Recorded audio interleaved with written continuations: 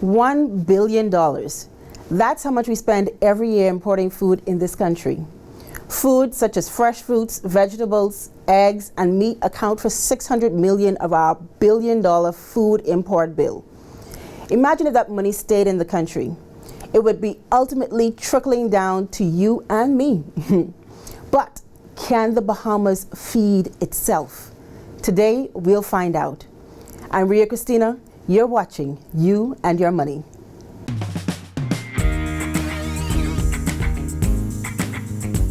You and Your Money is brought to you by Summit Insurance and the Insurance Commission of the Bahamas.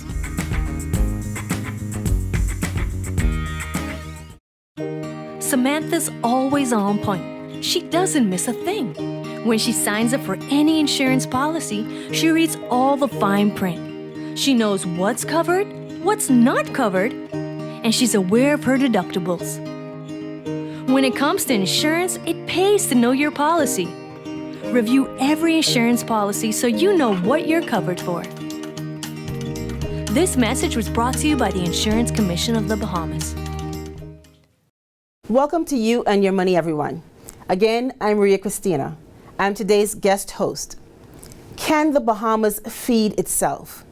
Joining me to answer this question and more is Dr. Raveenia Roberts-Hanna, the Executive Director of the Bahamas Agriculture and Marine Science Institute, known as BAMSI.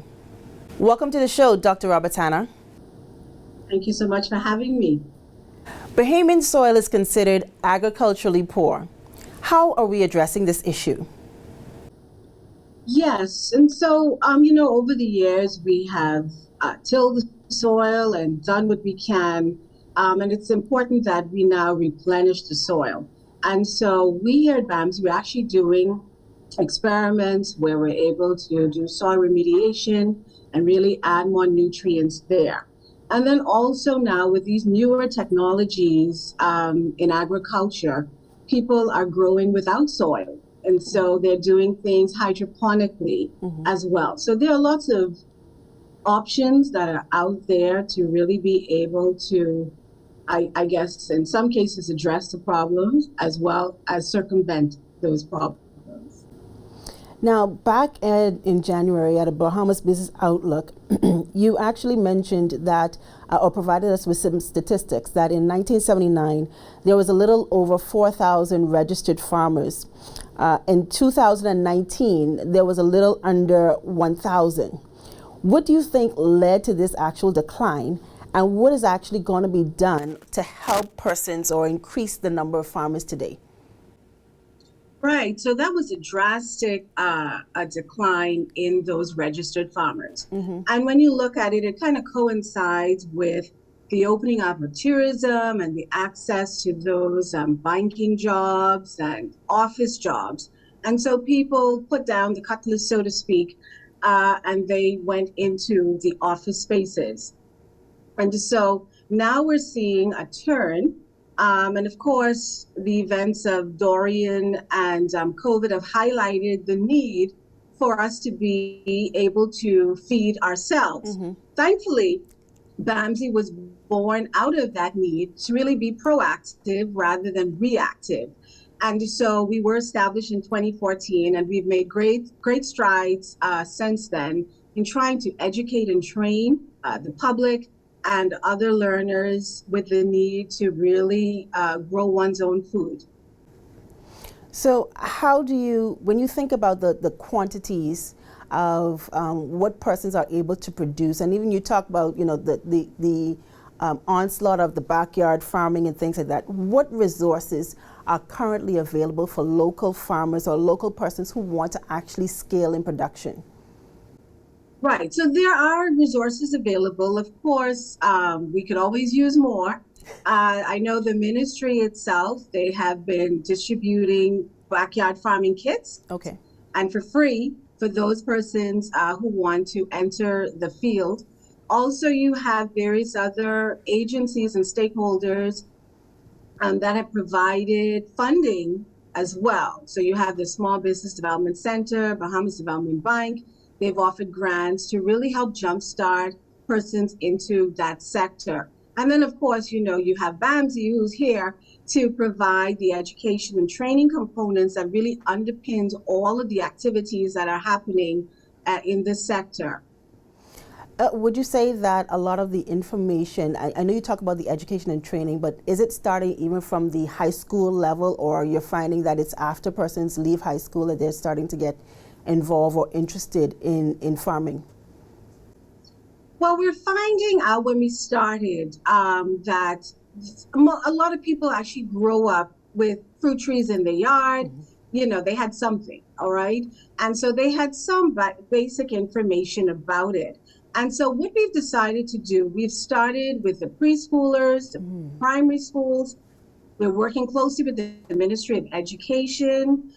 We work with those schools that have farms and their clubs to really help them establish it. So yeah, we've started from a really early age because it's important that they understand where food comes from and the importance of actually having it in country. Because as other statistics would have said, should our borders be closed, we have between two weeks to maybe, a month food supply, and that's a problem. And of course, with our archipelagic nature as well, that can be a bittersweet situation, because what can apply to one island may not be applicable to another. And so it's important that we work together to be able to address these various nuances for each individual island. Now, can we actually buy locally or locally produced food in order to help to impact the impact of inflation? Yes, I mean, that motto and slogan has gone out a long time. Buy locally, buy Bahamian, because about 90 cents of the dollar goes out of the country, for food. And so that is a serious problem. That equates to over, $1 billion annually that leaves just for food alone. So if each of us are able to provide, to have our own little niche within this sector, we're able to really address that and to reduce that amount of money that goes out. But it's important too that the government also supports it in providing good policies that make sense. Also incentivizing the industry as well, so that there's an ease of business for people to actually, an ease of access for products and services as well, to be able to support these new agripreneurs, as I like to call them. I like that you talked about how you guys provide the actual kits for persons who want to get started for backyard farming. I didn't know that it was actually for free. Also, when you talked about the various initiatives that the government have put in place in order to help persons who want to go ahead and get started, some of the grant funding programs that's available for persons to access. Now, where can Bahamians actually go to purchase locally produced items?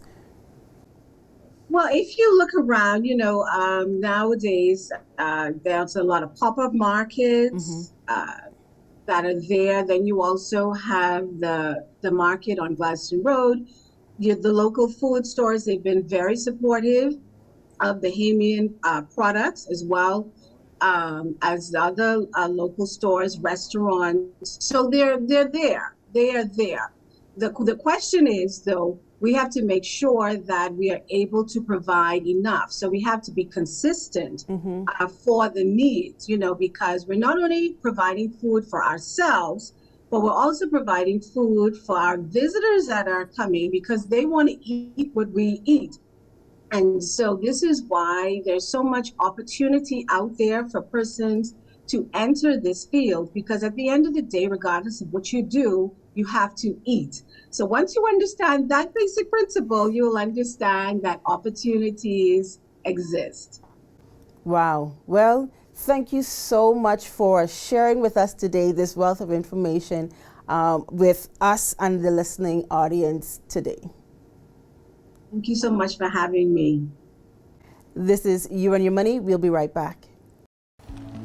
Car insurance, home insurance, marine insurance, this insurance, that insurance. The truth is, you may not like it very much, but you need insurance, and it has to work for you.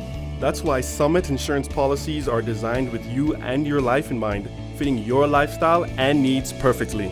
So you can rest comfortably knowing that your car, home, boat, and business are well taken care of. Contact our agents at Insurance Management today. Summit Insurance. We peak above all others.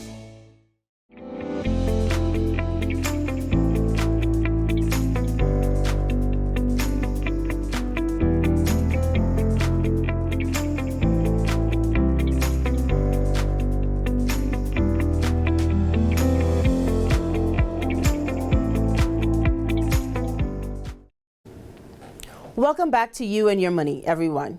Again, I'm Maria Christina. I'm today's guest host. Before the break, we spoke with Dr. Roberts-Hanna, BAMSI Executive Director. She helped answer the question of the day: can the Bahamas feed itself? This past weekend, BAMSI held a farmers pop-up and artisan show. Our producer, 𝗖𝗎𝗓 Newton, spoke with a few of the vendors about their products. Take a look. All right, everyone, we are here at this great event BAMSI is hosting. We're here with Dundas, right? Yes, ma'am. Okay, Dundas, tell us a little bit about your business and what you're selling here. Okay, my business is actually everything organic. We have a farm, it's called Nature's Way. Nature's Way, we pride ourselves on eating everything from the ground and eat everything healthy. So if you see our eggs that are in front of you, they're organic. Our chicken that's located in the box, organic. Everything is freshly grown and everything is freshly killed. So we kill the chicken in a day in advance before we even bring it to market the next day. So that's what makes us different from the competitors and different from everybody else in the market. Great, great, great. And you know, we are now in a time where everybody's sort of pinching dollars and on a budget. How would you say that the prices compare to going into the stores? Well, our organic egg starts at $6, and it ends at $6. Starts and ends at $6. Okay. The chickens are $12. Competitively, when you think about the other organic chickens that are imported in the country, their pricing could range anywhere between $18 and maybe even $22 for whole chicken. Okay, awesome. So when we compare us to them, I know my chicken. I know where the chicken is grown. It's grown locally. Yeah. It's grown from a Bahamian. It's grown from a Bahamian farmer. Yeah. And it's coming from the farm all the way to your plate. So for me, I can trust that rather than maybe something I have no idea where it's coming they're from. Pumping it up with. Oh, we don't know. Exactly. And why do you think? Talk to Bahamians who. There are a lot of Bahamians who just still don't get, the importance of buying locally. Talk to them. Why is it so important that we should be supporting our local farmers and buying locally? It's imperative for us to shop locally and shop at home for a vast amount of reasons. One of the reasons is this. The Bahamians that are going to get the money, they're Bahamians. That is going to help the increase of our GDP at home. Not only that, we know the sons and the daughters of the soil. So that may be a friend, a cousin, somebody that we can relatively come in contact with again. Right. Business is about networking.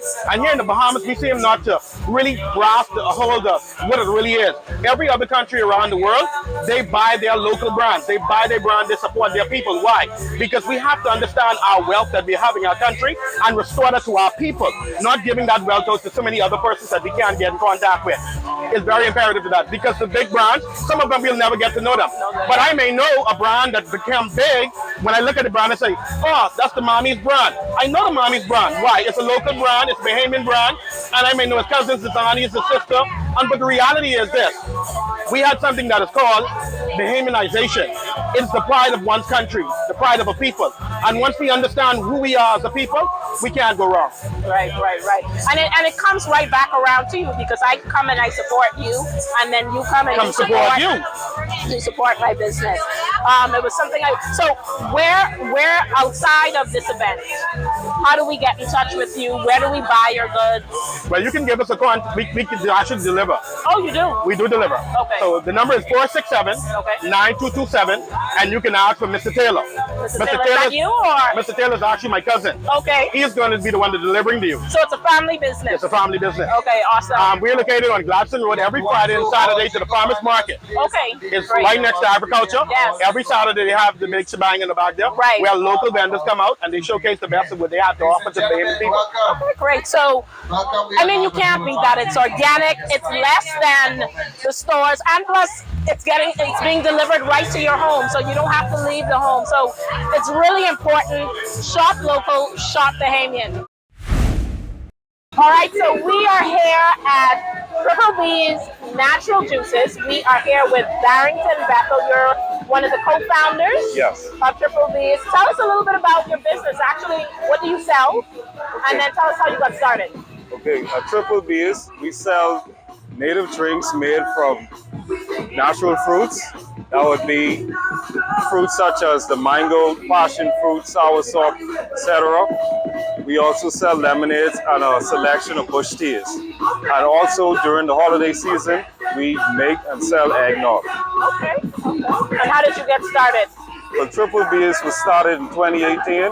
Me and my fiance, 𝗖𝗢𝗡, we came together and we brainstormed for a while and we decided, hey, we're gonna do something that probably not as mainstream as what's already on the market now, such as lemonades, etc.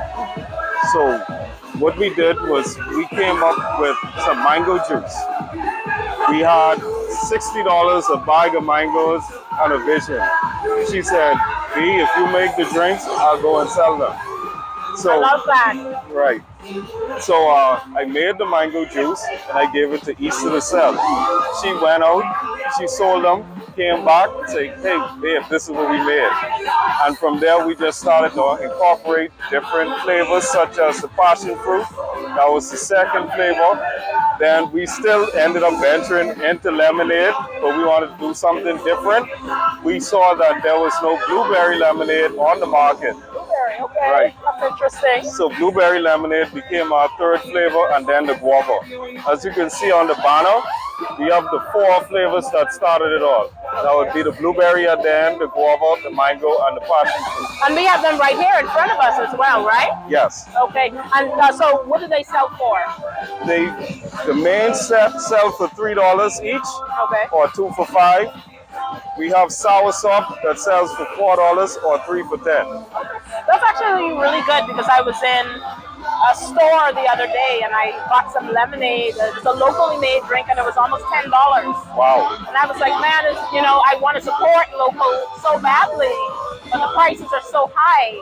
And so these drinks are just free and 2 for, you said 2 for $5? Yes. Excellent, excellent. So can I try a little bit? Yes. Okay, so what am I going to try? Okay, what we'll be trying is the kiwi watermelon juice. Ooh, that sounds delicious. Kiwi watermelon, I love it. All right, so we're going to try the kiwi watermelon. This is 𝗪𝗡𝗧𝗛's Natural Juices.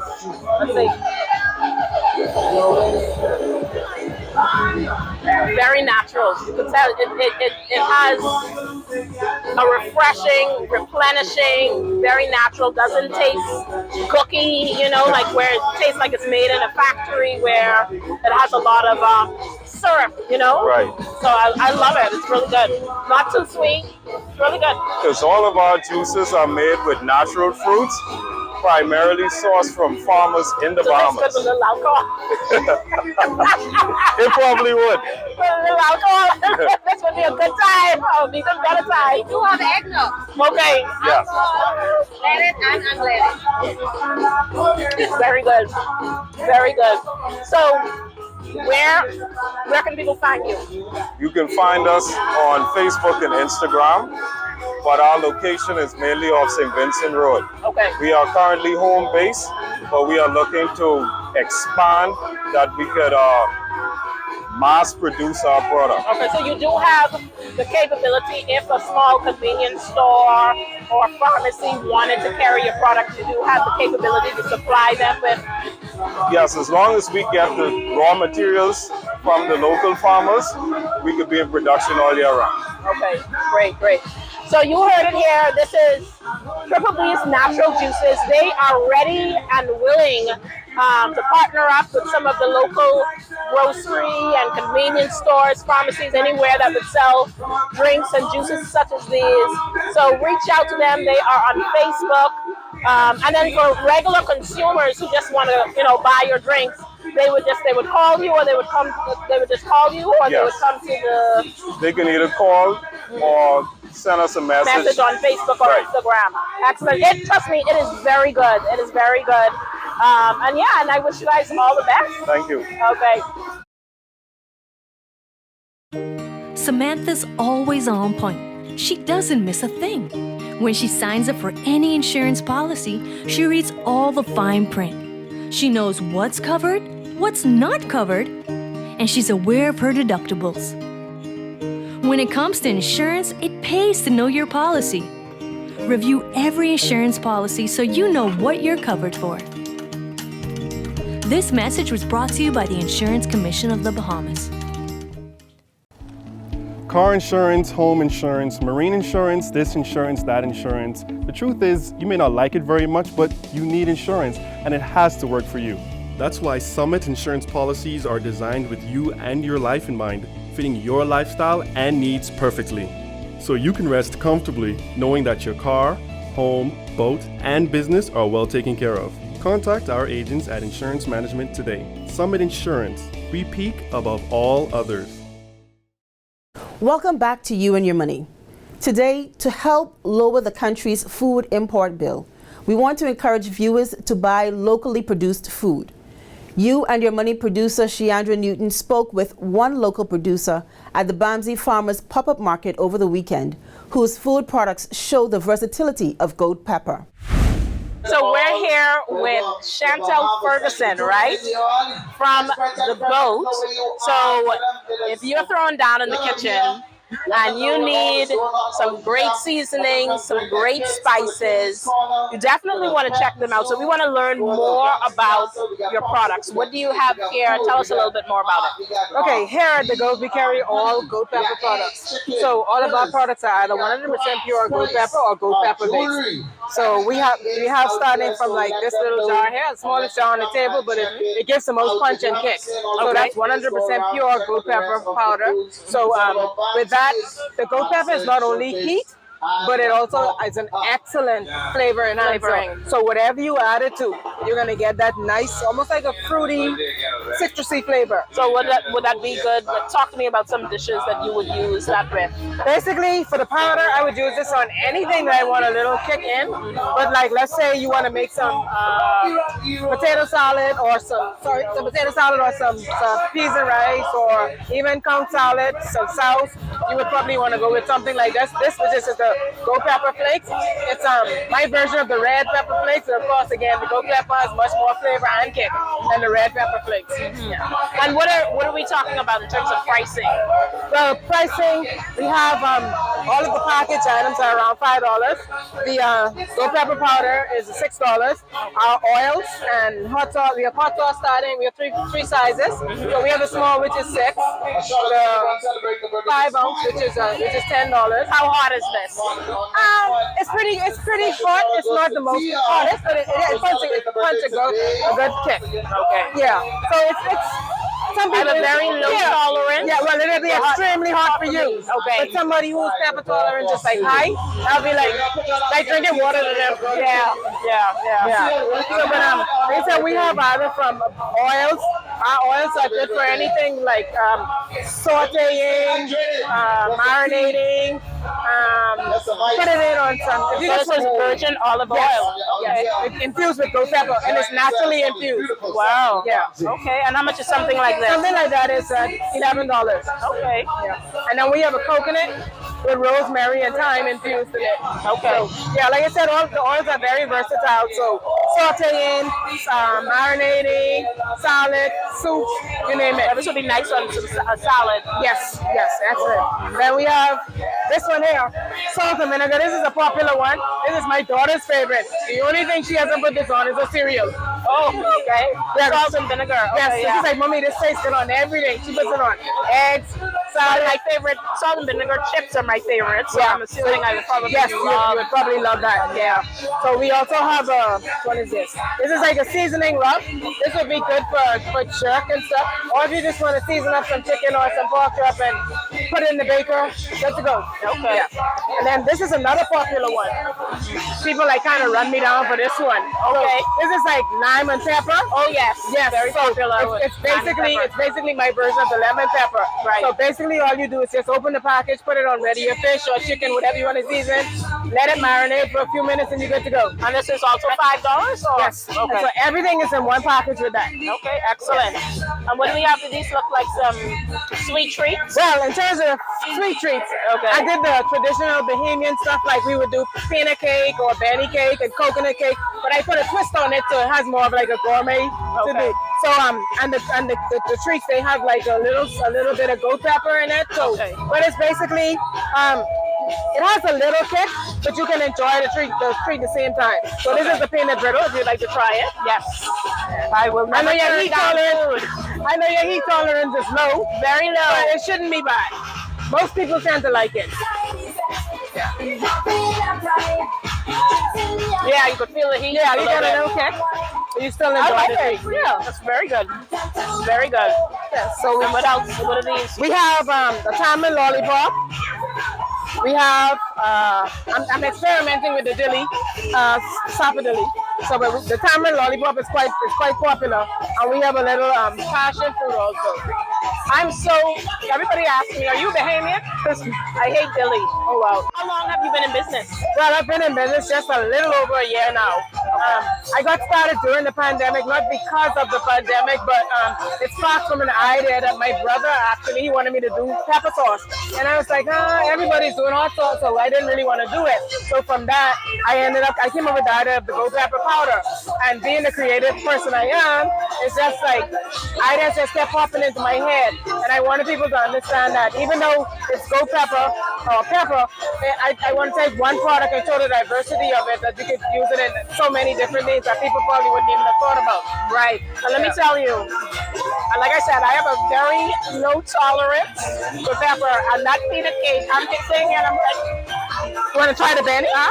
No, I'm good. But if you love pepper and you like to have a real kick in your food, this is it. Because I'm still tasting that. Yeah. So, been in business for a year. Yeah, where are you selling? But basically, I'm still home-based. Okay. Things started off really slow with just the support of the family and friends. But since I've been doing events such as this, it's starting to pick up now. And then even sometimes when I don't really make much from an event, the thing for me is that the networking and everything is priceless. Yeah. So I really appreciate that most of all. And are you looking to, I know you're just starting out, so maybe your quantities that you're making are smaller right now. Yeah. Perhaps. But is there an option for like maybe a small convenience store wanted to carry a few of your products? I'm hoping to in the future, but right now because I'm kind of having a struggle in terms of with the pepper supply, so I really don't want to approach any stores just yet until I'm able to meet product on demand. So the pepper supply, what is that due to? Is that due to? I really can't say. I think sometimes pepper just out of season, and then in some cases, the most part is the cost. Like this last year, I was spending like around $80 a sack. This year, pepper went up to like $150 a sack. Yeah. So it's kind of a big drawback. But hoping, I'm trying to, speaking to persons like BAMSI and everything, that they will probably try to work with me to get me some better prices and connect me with one or two farmers that will be able to work with me and getting a more consistent supply. So the goat.